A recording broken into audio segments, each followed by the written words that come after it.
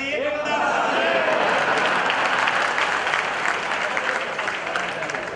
અમદાવાદ નાસિકના યુવાનો છે, જ્યાં નજીકમાં ધર્મચક્ર તીર્થ છે, તમે અવારનવાર એની યાત્રાઓ કરી હશે. અને નાસિક એટલે રામચંદ્રજીના સમયનું છે, જ્યાં રામચંદ્રજી પણ વનવાસમાં રહ્યા છે, જ્યાં માતા કુંતાએ ધરાવેલા પ્રતિમાજી આજે પણ નાસિકના જિનાલયની અંદર છે.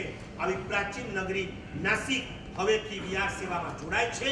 કાયમ માટે આ ગ્રુપ ટકી રહે, સારામાં સારી સંખ્યામાં તમારું ગ્રુપ આગળ વધે અને આગળ પછી સંગમનેર, અકોલા, અંતરિક્ષી સુધી અને ઔરંગાબાદ, જાલના આ બધે તમારું ગ્રુપ આગળ ને આગળ વિસ્તરતું જાય. તમારી જવાબદારી માલેગામ, ધુડિયા, જલગામ છે.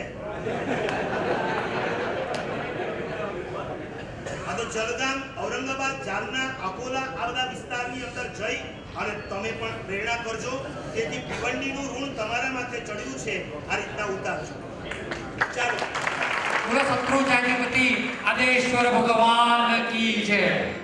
એકે કોડ ગુરુ ભરે શત્રુ જય સમોજે, વૃષભ કહે ભવ ક્રોડના કર્મ ખપાવે તે. શ્રીપાલભાઈ શ્રી આણંદજી કલ્યાણજી પેઢી વતી ખાસ પધાર્યા છે. આપણે શત્રુંજયની સેવા સત્કાર કેવી રીતે કરી શકે, ખાસ શ્રીપાલભાઈ આગળ પધારો.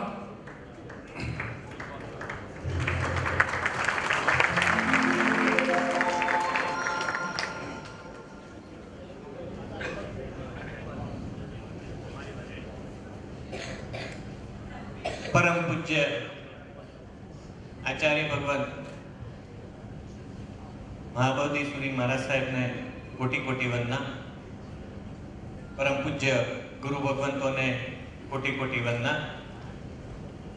પરમ પૂજ્ય સાધ્વીજી ભગવંતોને કોટી કોટી વંદના. આજે વિહાર સેવા ગ્રુપના યુવકોને આ સંખ્યામાં અહીંયા એકત્રિત થયેલ જોઈ ખૂબ આનંદની લાગણી અનુભવું છું. શેઠ આનંદજી કલ્યાણજી પેઢી વતી રાજનગરમાં જ્યારે વિહાર સેવા ગ્રુપની આવી સભા આયોજિત થાય અને પરમ પૂજ્ય આચાર્ય ભગવંતે પેઢીની જે આપણા તીર્થો છે તેની યોજનાઓ અને વગેરેની જાણકારી આપ સૌને આપવા માટે પેઢીને જે આમંત્રણ આપી અને તક આપી તે બદલ ગુરુ ભગવંતનો પણ ઋણી છું. આપણા સ્થાવર અને જંગમ તીર્થો બેવ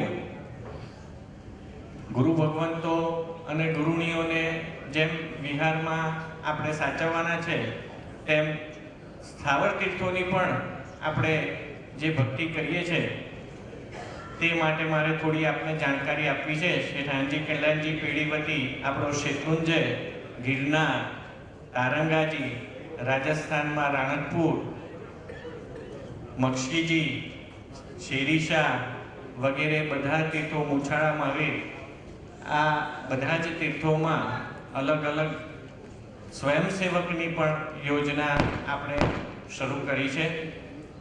એની પણ આપણે જાણકારી આપું એ પહેલાં ખાસ એક અગત્યની જાણકારી આપી છે. પરમ પૂજ્ય ગુરુ ભગવાન પાસે લગભગ 10 દિવસ પહેલાં જવાનું થયું. કદાચ આજે મીડિયાથી એટલા બધા આપણે યુઝ્ડ છીએ અને એટલું બધું એક્ટિવ થઈ ગયું છે મીડિયા કે કોઈ પણ તીર્થના સમાચાર ભારતભરમાં ફક્ત ક્ષણમાં પહોંચી જાય છે.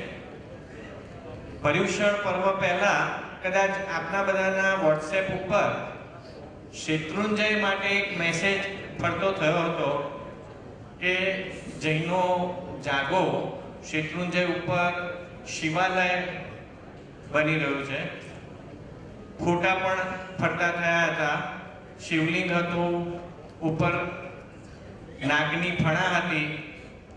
ઘણા બધા મેસેજો આવા ચાલ્યા અને તેમાં એક મેસેજ એવો પણ આવ્યો કે આ નંબર ઉપર મિસ કોલ કરો, સુપ્રીમમાં આના માટે રીટ કરવાની છે, તેના માટે 5 લાખ વોટની જરૂર છે. તમારે આ નંબર ઉપર મેસેજ મિસ કોલ કરશો એટલે તરત તમારું નામ રજીસ્ટર થઈ જશે. આ જે રીતના મેસેજો આપણને આ શાસનને અને ઘણી વખત આપણને જે નુકસાન કરે છે, હવે આ જે હકીકત છે એમાં આ જે બીના બની છે એ બીનાની હકીકત શું છે એનાથી હું આપ સૌને એક વાકેફ કરવા માંગુ છું, જેથી ભવિષ્યમાં આવા મેસેજો આપણને શું ફાયદો કરી શકે ને શું નુકસાન કરી શકે તેની ખબર પડે. શેત્રુંજય ઉપર કુમારપાળ મહારાજાના દેરાસરની બાજુમાંથી સૂરજકુંડ તરફ જવાનો રસ્તો છે. ત્યાં આગળ વર્ષો જૂનું એક શિવાલય છે. સૂરજકુંડની પાળી ઉપરથી 150 ડગલા ચાલીને પાછળ જઈએ તો પથ્થરમાં કોરાયેલું એક નાનું શિવલિંગ અને તેની ઉપર આવી નાગની ફણા વર્ષો જૂની પહેલેથી જ હતી. દરેક શ્રાવણ મહિનામાં આપણો જે ઉપરનો સ્ટાફ છે, હિન્દુ પૂજારીઓ વગેરે, તેઓ ત્યાં આગળ એક વખત જઈ અને પૂજા કરે છે. અને આ વર્ષો જૂની પ્રણાલી છે. આપણા શેત્રુંજય ઉપર જ્યારે સૌરાષ્ટ્ર સરકારનો એગ્રીમેન્ટ થયો અને ગઢ વિસ્તાર આપણી માલિકીનો થયો, ત્યારે શેત્રુંજય ઉપર જે અન્ય સ્થાનકો છે તે બધા નોંધવામાં આવેલા છે. અને તે બધા સ્થાનકો કયા કયા છે તે સરકારની જોડે નોંધી અને તેનું એક લિસ્ટ બનાવવામાં આવ્યું. અંગારશા પીરની દરગાહ, ખોડિયારમાં, શિવાલય, આવા મેલડીમાં, આવા જ્યાં જ્યાં ઓઘાદાદા, આવા શેત્રુંજય ઉપર જ્યાં જ્યાં પણ અન્ય સ્થાનકો છે તે સ્થાનકો નોંધી અને તેની યોગ્ય જાળવણી કરવાની જવાબદારી આપણી પેઢીએ અને આપણા વડવાઓએ આપણા શિરે લીધેલી છે.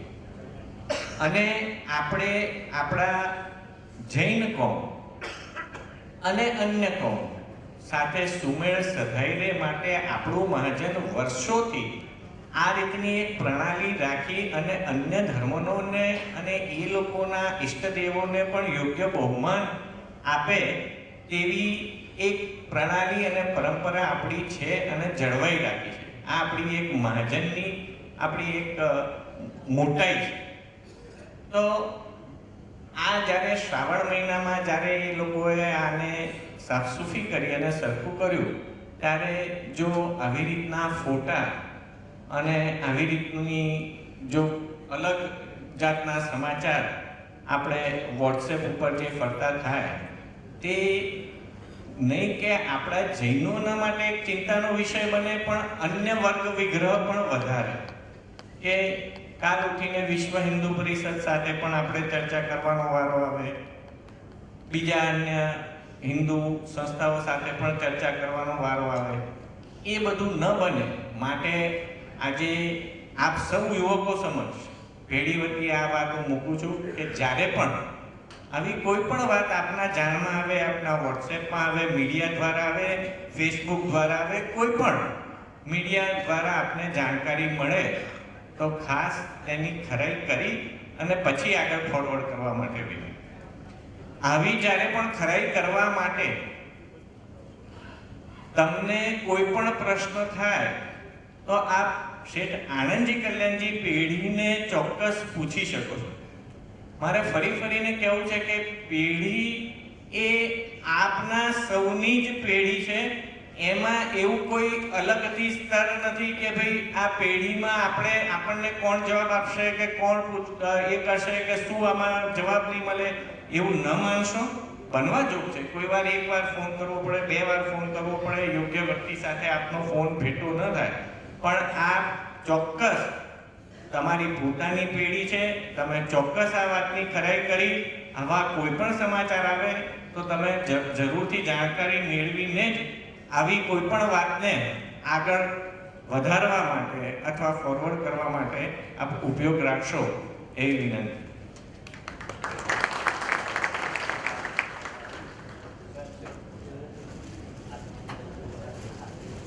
શ્રીપાળભાઈ, આનંદજી કલ્યાણજી પેઢીના સમયના તેઓ ટ્રસ્ટી. ભૂતકાળના કદાચ આપણા અનુભવો જુદા હોઈ શકે, પણ છેલ્લા કેટલાક વર્ષોથી સંવેદભાઈ, શ્રીપાળભાઈ વગેરે જ્યારે આ પેઢીમાં જોડાયા છે, ત્યારે તમે જે પૂછો એનો યોગ્ય ઉત્તર પેઢી તરફથી મળતો જ રહે છે. પેઢી દ્વારા ઘણા બધા કાર્યો આપણે કરાવવાના છે. અત્યારે પેઢીની સામે સૌથી મોટો પ્રશ્ન એ છે ગિરિરાજની સેવાનો. આજે એક ખુલાસો કરવાનો હતો, માટે એમને આપણે 10 મિનિટ આપી, પરંતુ મુખ્ય વાત એ છે કે ગિરિરાજની સેવા જે શાશ્વત તીર્થ છે, ભગવાન સિમંદર સ્વામી સમોસણમાં બેસી અને જેના વખાણ કરે એ ગિરિરાજ આપણે નસીબદાર છીએ કે આપણને પ્રાપ્ત થયો છે. એવા ગિરિરાજની સેવા માટે દર મહિને 8 મહિના સુધી 3 દિવસના વારા પાડવામાં આવે છે. અલગ અલગ શહેરોમાંથી 10 15 યુવાનોની ટીમ જતી હોય છે. મને ખબર છે મારા નવસારી, બીજા કોણ કોણ જાય છે? વલસાડ, બરોડા, આણંદ, ઘાટકોપર, ભીલંડી, ઉડિયા, ગોવા. આ શ્રીપાળભાઈને તો હું એમ કહું છું કે એટલા યુવાનો છે કે તમે 3 દિવસ નહીં, 1 દિવસ માટે 10 યુવાનો કહેશો ને તો નવા આપો, એમને અર્પણ કરો અહીંયા.